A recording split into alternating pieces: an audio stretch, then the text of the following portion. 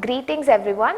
So before we jump right into the lesson, let me play a small video for you and I have a challenge for you. So let's see the video first and then we'll go with the lesson. Yes, let's play the video. Okay.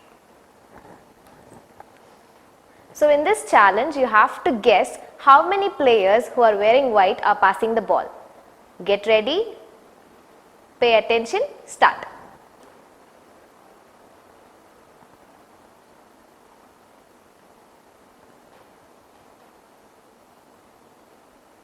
Closely watch the video. Don't get distracted.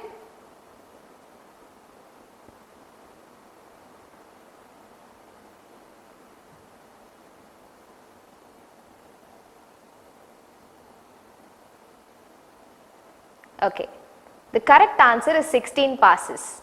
But did you notice anything else in this video? Okay, let me show you. You might have first noticed that there is a gorilla in the middle of the video. Yes, I think many of you might have noticed that. Okay, let me ask you a next question.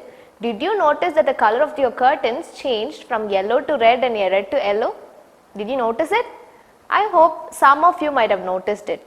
But did you notice that one of the black shirt wearing girl disappeared in the middle of the video? In the starting of the video, there were 3 girls wearing black shirts. But at the end of the video, there were only 2 girls wearing black shirts. Did you notice that? I hope not. Why did you not notice all the differences while you were focusing on the ball passes? That is the content for today's video. And today's video, we are going to see about attention. And I am Pooja Shri, Assistant Professor, Department of Psychology from SFR College. And I am really happy that you are watching my video to learn more about attention. Now, let's see what attention is. Attention is the ability to actively process specific information and encoding it while tuning out the other details. So in this beautiful definition, you have to focus on 2 particular things. One word is actively process. So here you are making conscious efforts to process whatever you are undergoing or whatever you are sensing in the environment. So you actively process certain information from the environment. And another thing that you want to focus on is while tuning out other details. In the previous video that you have noticed, you might have only focusing on the ball passes, but you might have ignored the other changes happening in the environment. So what did it mean? It meant that you are paying attention to only the ball passes by ignoring the other changes in the environment. If we want to understand more about attention, we can focus it by comparing it to a focused torchlight. Okay, when you are viewing a torchlight at one particular area of the environment, you only focus on the particular area where the light is, while the other areas will appear dark. Same way, when you are paying attention to one particular thing in the environment, the other thing that surrounds us becomes dark, which does not enter into your conscious awareness. So this is the main core idea behind the concept of attention in the psychology field. So let's look into the components of attention for you to get more clarity. There are 3 components of attention.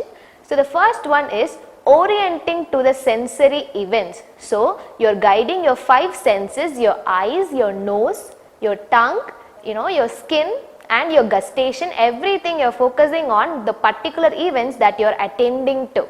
So you're actively processing events by encoding specific information that's coming from the sensation that's happening. So the second component is detecting signals for focused processing. So you are detecting sensory signals by using your senses and you are paying attention to only specific information from the environment. And the third one is maintaining a vigilant state. What do you mean by vigilant state? Vigilant state is your body is being completely aroused to all the stimulations that's happening in your environment. Okay, you're not being lazy, you're not being inattentive, you're being totally completely focused by attending to all informations in your surroundings. Okay, in order for you to understand these components easily, let's look into an example. So right now you are listening to my video. So you're looking at a video and you are also listening to my words. So your ears are also functioning, your eyes are also functioning. So the first component, orienting your senses to the PPT. So you're focusing on the video, you're looking at my video, so you're orienting your eyes towards my video, you're orienting your ears towards my video, and you're also lending your brain towards my video to understand it. So the first component, done. The second component, listening to my voice. So you are focusing on whatever I am saying and you are linking it to the PPT. So you are doing focused processing. Here you are actively processing whatever I am saying so that you can understand what I am saying. So the second component is done. So you are maintaining a vigilant state. I hope you are not sleeping right now. So your body is totally aroused so that you are paying full attention to whatever I am speaking and whatever is shown in your visual area. So this is the example for the components of attention. Moving on, let's look into one of the theories of attention called filter theory. So there are a lot of theories of attention. You have theories of early attention, theories of late attention, which you will be focusing on in your upcoming videos. But right now I want you to bring in one theory of attention called filter theory by Broadbent. It is one of the early theories, so you want to address on. Okay, Broadbent's theory in the year 1958. So here I have put a roadmap for you to easily understand. So you're receiving the input from your sensory organs. We have 5 sense organs. So whatever you are undergoing in the environment, you're receiving the input from your sense organs and it goes straight to your sensory register. Sensory register is one of the memory component. So whatever you are undergoing right now, it's going to your sensory register through your sense organs. And then comes the filter. So filter here is attention. You can see a red pin right in front of the filter. So that red pin indicates that there is something that is going on which is filtering unwanted information from the wanted information, and only the wanted information goes to your memory, your short term memory. The process of differentiating information into wanted information and unwanted information is attention. So the red pin indicates attention. Attention happens in the filter area. Take it very carefully. Attention happens in this filter area. You receive all the senses from your sense organ, but only you attend to specific information after it enters your ear.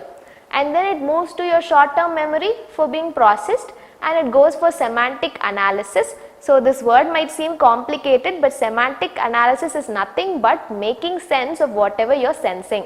So if you are listening to my lecture right now, for you to understand what I am truly saying, your brain will do something called semantic analysis. And after doing semantic analysis, you can get your conscious awareness. So you are attentive to your environment. Abdina, you get that feeling. So this is Broadbent's model. Broadbent states that you receive all the sensory information from your sense organs, but attention happens after you receive information from your sense organs. So this is thing. For you to understand it even more clearly, I have brought an example. So pay attention to this example. I know this slide seems a bit hard, but let me explain. Imagine this situation where you are watching TV and your dad is shouting your name. Okay, your dad is calling your name, but you are very focused, you are attending to the information in the environment. You are watching TV very attentively.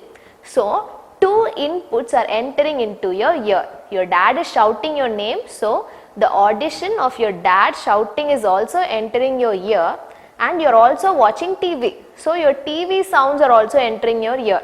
Okay, so both the information are entering into your ear simultaneously. Your ear is working very fine, but after that you can find there is a filter. So filter only filters out information that you want. So you are very much focused on TV. So only the information from the TV is getting attended.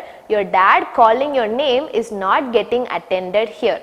So there is filtering of information after sensation. And what happens? Only the things that you get attended goes into your processing arena. So you process it, send it to the short term memory, and you are enjoying the movie. You are saying, wow, the movie is so thrilling. I cannot forget that one scene. I was very impressed, and you keep talking about that. But finally you realize that your father has been calling you for half an hour and you didn't pay attention to your father.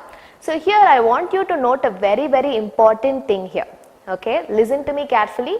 It's a very important thing that I'm going to tell you. So in this scenario, you cannot claim that your ears are not working. Okay, your ears are working totally fine.